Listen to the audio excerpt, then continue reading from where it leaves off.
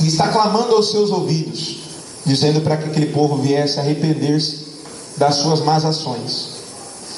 E nós vamos vendo que o povo de Israel estava cometendo idolatria, estava cometendo todo tipo de injustiça, todo tipo de imoralidade. Mas Isaías, irmão, estava gritando no meio das ruas, gritando no meio das praças, falando que o povo de Israel estava errado, irmão. Que as ações deles estavam fora da lei de Deus, fora da palavra do Senhor. E aquele povo ali não quis se atentar para o que aquele profeta estava falando. O mais interessante é que a misericórdia de Deus é quando o profeta clama, irmão, e as pessoas não conseguem entender isso. Por exemplo, se você está tomando um caminho errado e vem uma pessoa para você e fala, você está errado, você tem duas opções: ou você ouvir aquele conselho, ou você endurecer o seu coração. E o que significa endurecer o coração? Significa ficar com raiva da pessoa que te falou. Mas na verdade o profeta, ele expunha o pecado do povo, ele expunha a iniquidade de Israel. E aquele povo tinha duas opções: ouvir o que estava saindo da boca do profeta, que era o próprio Deus falando com ele, e ele narrando o que Deus estava falando, ou o povo ficar irado com o profeta. Eles tinham duas opções, e a opção de Israel foi ficar irado com o profeta. E se você não sabe, Isaías morreu de forma cruel, né? Mataram Isaías de forma cruel, porque se atentaram para as palavras dele, e ao invés de ter a primeira opção como base, tiveram a segunda opção e ficaram irados com o profeta, ao invés de ouvir a voz de Deus e mudar as suas atitudes. E o mais interessante é que do 1 ao 39, Isaías está pregando para que o povo de Israel venha se arrepender. O mais interessante é que Isaías estava falando sobre o cativeiro que aconteceria, que Deus usaria uma outra nação como vara de juízo para aquele povo, por causa das suas rebeliões, irmão. O mais interessante é que quando o povo ouvia a voz de Isaías, o que gerava no coração do povo era a indignação. E isso daqui é uma coisa muito complicada, muito complicada. Porque se Deus está corrigindo, se Deus está falando, a atitude do povo então seria: eu vou ouvir a voz de Deus. E se o povo ouvisse a voz de Deus, o mais interessante era que Deus estava pronto para perdoar, irmão.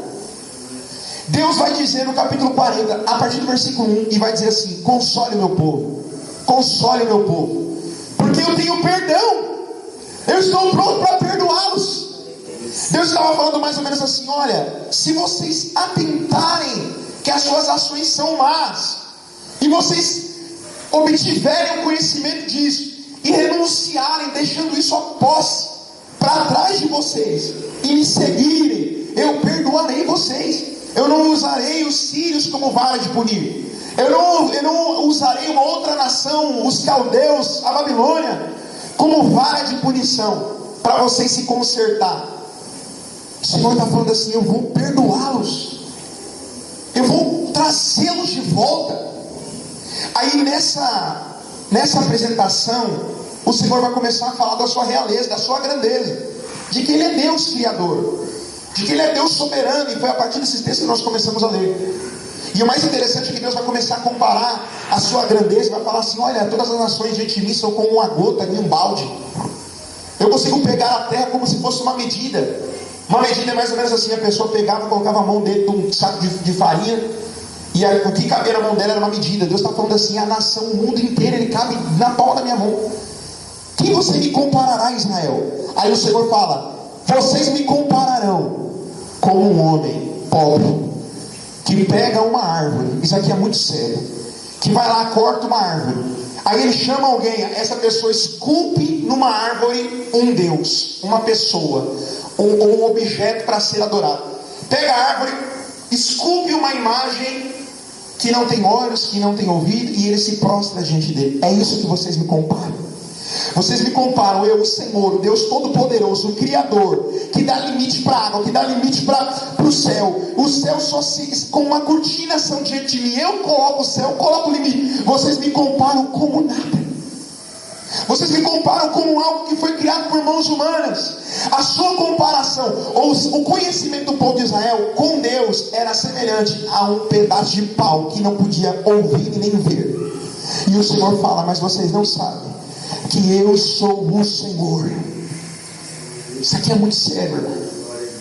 Porque então Israel tinha uma concepção de Deus diferente do que Deus era, irmão. Israel tinha uma concepção de Deus completamente distorcida do que Deus era. E isso aqui acontece em muitos lugares hoje. É as pessoas entenderem que existe um Deus, irmão. É as pessoas imaginarem: existe um Deus. O Deus, eu creio que existe Deus. Mas eles não sabem. Eles não conseguem elevar o seu coração a entender a imensidão desse Deus grandioso. E por isso, irmão, eles fazem Deus como se fosse nada. Eles fazem Deus da maneira que querem moldá-lo para si. Eles formam Deus da maneira que eles imaginam, da maneira que eles pensam, da maneira que eles querem. E eles não entendem que esse Deus, irmão, não foi criado por ninguém. Glória a Deus. Que esse Deus aqui, Ele é o único Deus soberano. E Ele é o Criador de todas as coisas. Isso aqui é muito sério. Porque se esse Deus não necessita de mim para nada, como Ele mesmo disse no texto que eu falei, Ele comparou as nações como nada. Todas as nações perante mim são como nada.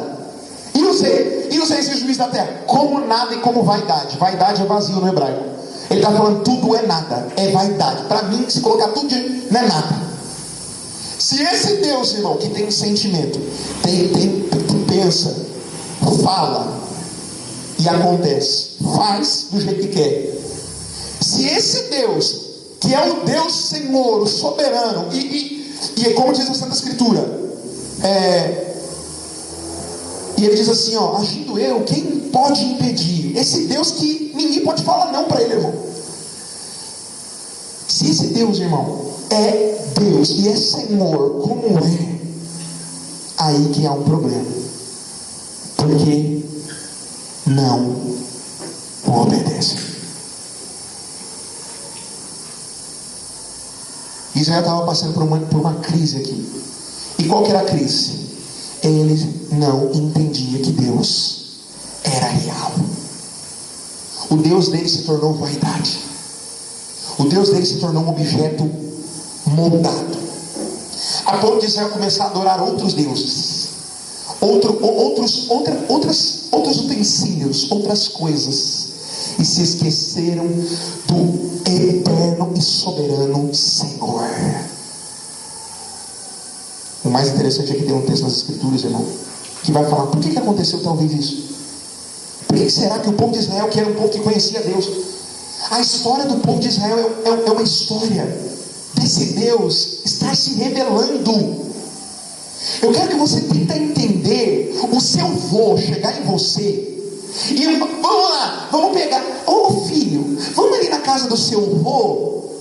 Aí você chegar na casa do seu vô, sentar para tomar um café, e o seu vô começar a falar assim para você: senta aí, filho, que eu vou contar uma história para você que aconteceu comigo quando eu tinha 5 anos. Pode contar. Ele estava saindo da terra do Egito, juntamente com aquele povo que estava cativo, e eu vi o Senhor abrindo o mar vermelho, e nós atravessamos o mar vermelho sem ter um objeto de água, uma gota de água sequer. Eu atravessei aquilo. Vou te contar também que um dia eu vi o Senhor falando com Moisés. Eu presenciei o Senhor falando. Você tem noção que a família do povo de Israel é esse tipo de família? Esse tipo de linhagem? Eu ouvi do meu avô, eu ouvi do meu tataravô. Olha, o pai de fulano falou. Isso daqui era essa história. É um Deus real, é um Deus verdadeiro, é um Deus que se apresentou. Eu não estou falando de algo que as pessoas inventou, estou falando de algo que se mostrou. Aí, não, vai na história. Aí pega a história, os relatos, está lá. Nossa, é verdade. Olha, aconteceu então uma vez que está escrito aqui no Egito. Olha aqui, meu Deus do céu, é um Deus real. Por que o povo se esqueceu de Deus? Aí tem um texto das Escrituras que vai falar: o meu povo perece por falta de conhecimento, por não entender a minha palavra e não crer no meu poder. Por que o povo chegou, irmão, ao estado de comparar Deus com um pedaço de pau? Esqueceu-se que aquele Deus os tirou da mão do Egito. Esqueceu-se que aquele Deus ali era o Deus que deu ordem e o mar se abriu. Esqueceu-se dos mandamentos de Deus. Por quê? Porque o povo pereceu por falta de conhecer, de se atentar, de começar a dar ouvidos à palavra do Senhor. E eles começaram a se perder de tal grau que o Senhor começou a enviar profetas e dizendo: vocês estão tudo errado, vocês devem acordar, se seus caminhos são maus diante do Senhor. Deus está falando para vocês se arrepender, para vocês mudar suas veredas, mudar a sua conduta. Deus está falando para você voltar para a sua palavra. E o povo: que palavra? Que Deus? Não, o Deus que a gente conhece são o Deus das nações vizinhas, o Deus que o povo babilônico inventou, o Deus. Que Deus que você está falando ali? Que Deus? Qual? Eles se esqueceram de Deus. Se você for ler o 41, irmão, tem um texto aqui que é interessante. Abra no 41, capítulo 41.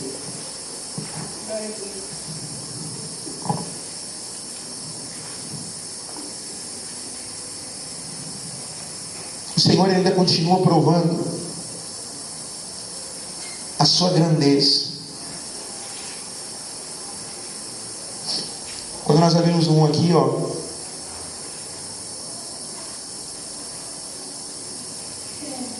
versículo de número, olha aqui, o versículo de número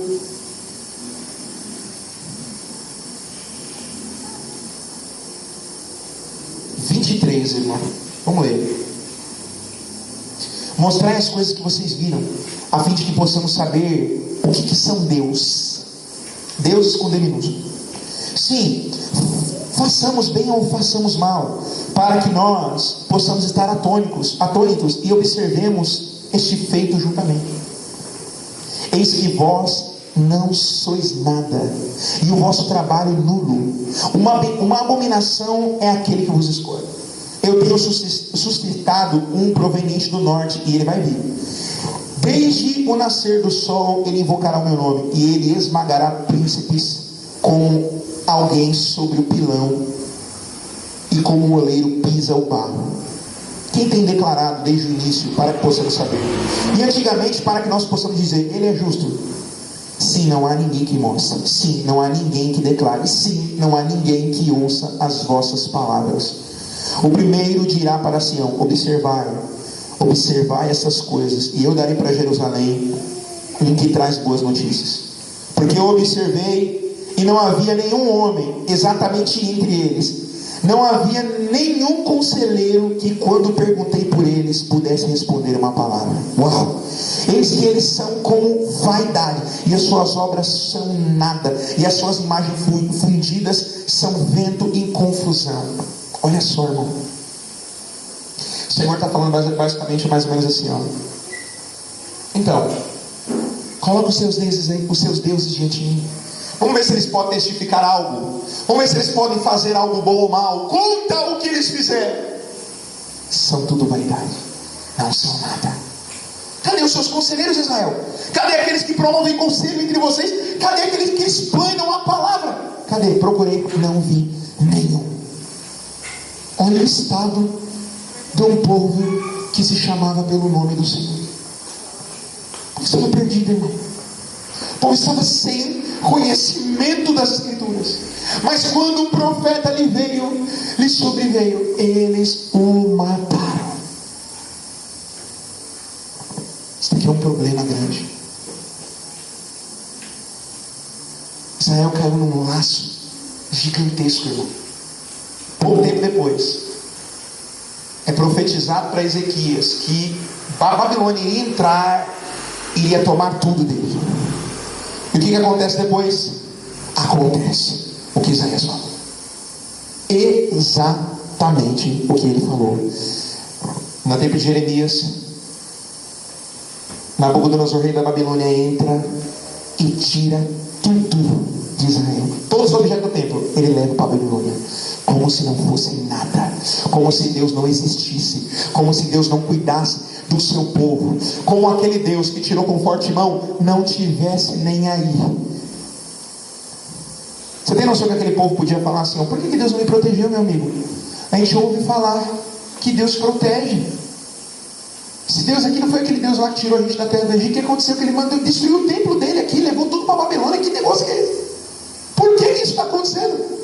Cadê Deus? Cadê o Senhor? Por que Deus não se move mais? Cadê?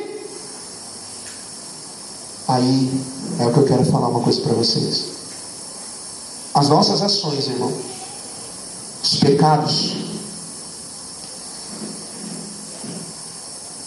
o jeito que o ser humano anda, faz com que Deus cesse de protegê-los ou de falar com eles.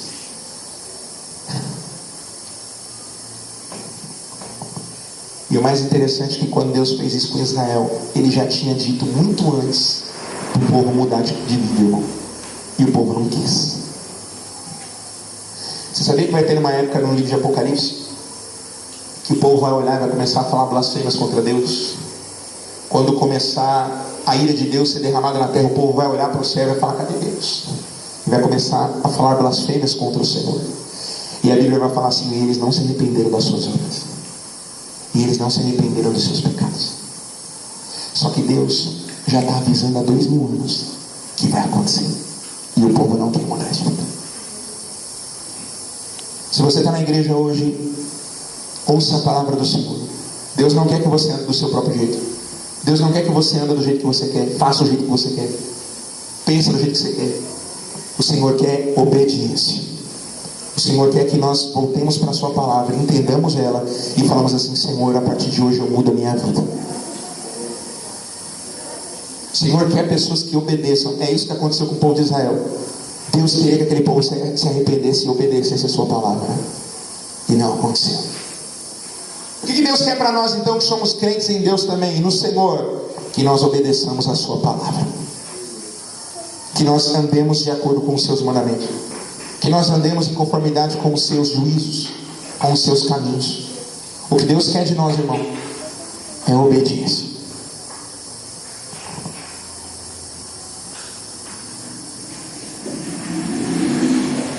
O que Deus quer de nós é obediência. Simples assim, não mudou. É a mesma coisa que Deus quis com Israel, é o que Ele quer com a sua igreja. Porque um dia, irmão, eles não vão poder falar que eles não foram avisados. Para encerrar, eu gostaria de falar uma coisa muito interessante também, baseada na mesma linha de mensagem. Jeremias pregou, irmão, por mais de 22 anos em Israel. Mais de 22 anos. Foi chamado pequeno, jovem. 22 anos ele pregou, mais de 22 anos. Israel ouviu o arrependimento através de Jeremias gritando na rua? Não. Bateram nele, lançaram ele dentro de uma cova, né? Ali ainda, naquela época ele estava tudo cheio de barro, jogaram ele lá dentro para ele morrer. Se não fosse um homem chamado, se eu não me engano, é Ebimeleque, acho que é Ebimeleque, alguma coisa assim, jogar uma corda e tirar ele de lá, ele teria morrido. Foi milagrosamente salvo Jeremias. Lançaram ele preso depois numa prisão. Sabe o que aconteceu? Eles fazem isso com os profetas. Eles fazem isso com quem está simplesmente falando a mensagem de Deus. Jeremias não saiu lá porque ele quis. Ele não saiu da casa dele porque ele quis. Você sabia, irmão, que Jeremias chorava todo dia? Ou melhor, chorava sempre. Tanto que ele é conhecido como profeta chorão. Ele chorava, irmão. Porque o Senhor falava para ele, de repente, Jeremias estava na casa dele, de repente o Senhor falava: vai lá e fala para o meu povo a sua transgressão. E Jeremias falava: meu Deus, Senhor, de novo. Quando Jeremias pregava na rua, irmão, as palavras que saíam de Jeremias eram as palavras de Deus. Não era Jeremias falando, irmão. Não era Jeremias que estava falando: vocês estão andando errado. Era Deus. Eles falavam: assim diz o Senhor, Israel. Israel não ouvia. de Jeremias. O que Jeremias tem a ver, irmão? Por que eles não pleiteavam a causa com o Senhor? Por que eles não falavam, Senhor, por que o Senhor está falando isso para nós? Eles mataram os profetas. Sangue inocente. O povo não quer ouvir Deus, irmão. As pessoas estão tapando os ouvidos para Deus. Quando eles ouvem uma mensagem de confronto, eles odeiam o profeta, mas não se voltam para Deus.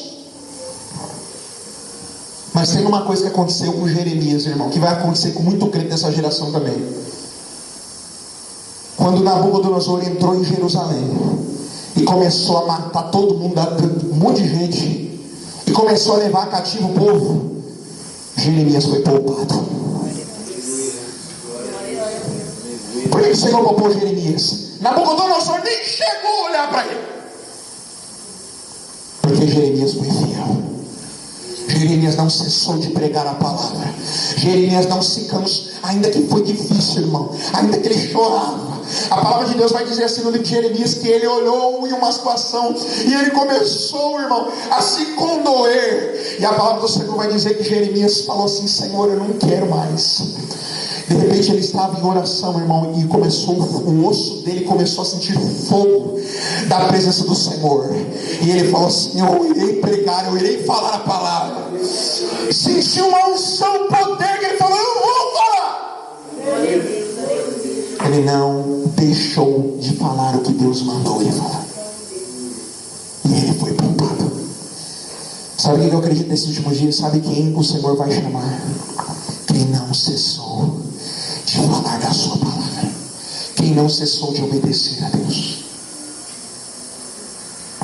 quem ainda que era difícil, ele ia, ainda que era complicado, ele estava lá. Essas pessoas eu creio que o Senhor vai vir buscar nos últimos dias, irmão. E eu quero falar para vocês, irmão, é o seguinte: no livro de Ezequiel vai falar assim, capítulo 2, vai falar assim, ó, Ezequiel, eu quero que você pregue para esse povo. Eu quero que você pregue. Ouça quem ouvir, doa quem doer.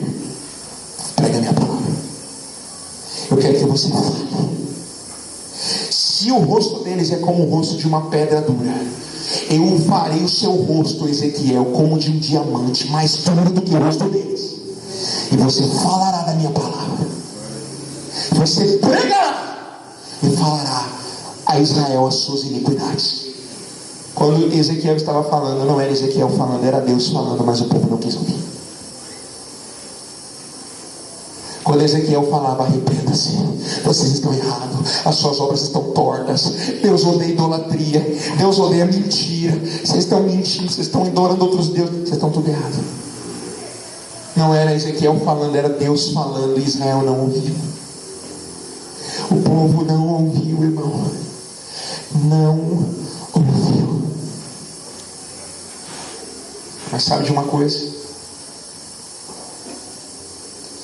Quem foi que teve o privilégio de repente ter uma visão, e ele olhou e viu um vale de ossos secos no chão? Aí Deus não falou com um vale de ossos secos, porque Deus não pode falar com quem, irmão? Já está só o pó. Deus não fala, irmão, com quem já não liga para ele. Deus fala com quem liga. Deus estava falando para Israel assim, ó.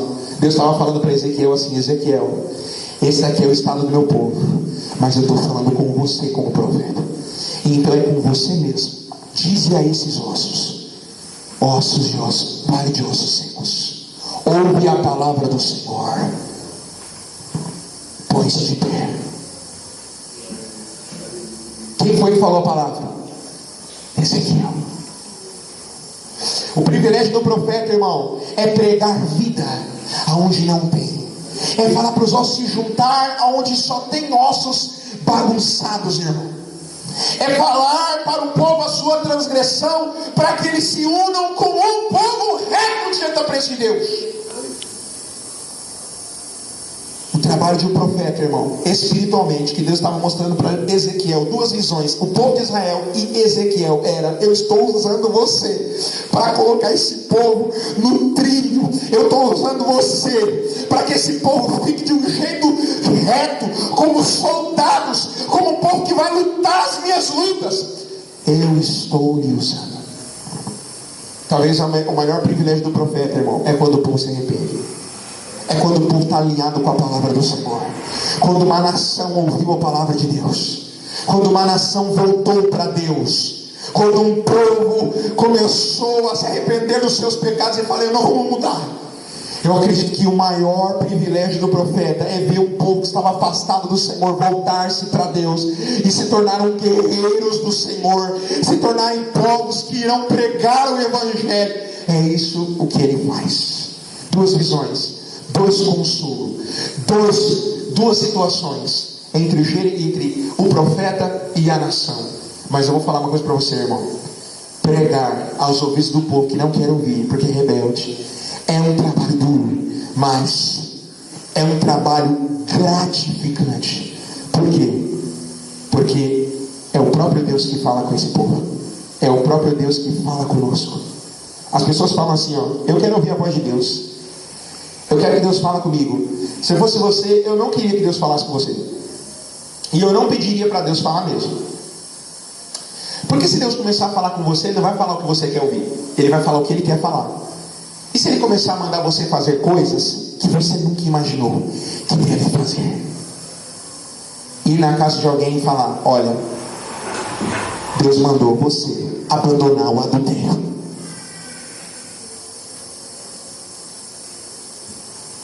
Deus mandou você parar de mentir. Quando se fala a verdade, as amizades fazem assim, ó: vão embora. Quer certeza que Deus quer que fale com você mesmo? Mas olha o privilégio. Deus irá lhe usar no meio dessa geração para ser luz para os que estão em trevas. O trabalho é um fardo pesado, mas o galardão é excelente. Em que posição você quer ficar, irmão? Que eu quero perguntar. Você quer continuar vivendo uma vida comum ou você quer ser um servo de Deus? Um homem que Deus pode contar. Uma mulher que Deus pode contar. Um homem que Deus, se falar alguma coisa, Ele vai fazer. Ou você vai continuar na sua vida normal, comum, vivendo do jeito que quer, fazendo o que quer. Eu prefiro seguir a Jesus. Eu prefiro servir ao meu Deus, irmão. E você?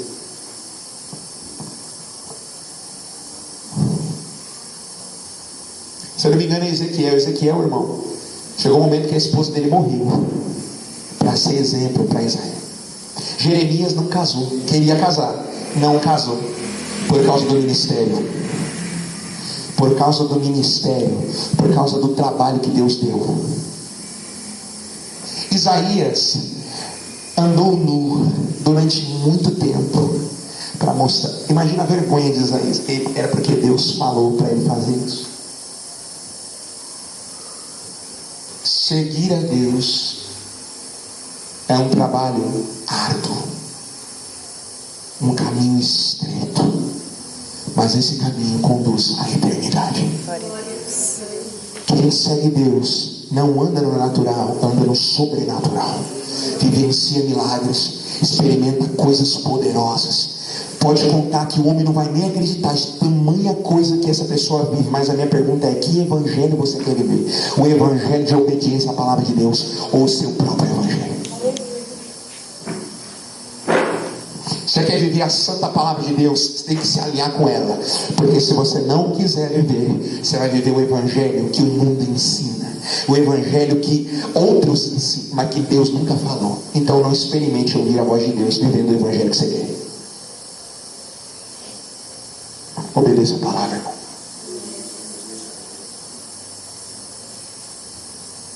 Se posicione como cristão. Se posicione na verdade da palavra de Deus. Se posicione, irmão. Se posicione. Assim como Israel, infelizmente, está longe de Deus. Muitos estão longe de Deus. Mas como uma pequena parte daquele povo deu ouvido ao Senhor Jesus e o seguiu, é como nós devemos ser também nesse mundo, obedecendo a palavra de Deus. Sabe, para encerrar,